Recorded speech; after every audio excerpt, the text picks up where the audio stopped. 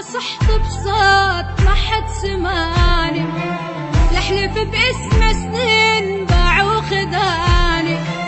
وعيشة طلعتها ما حد وقف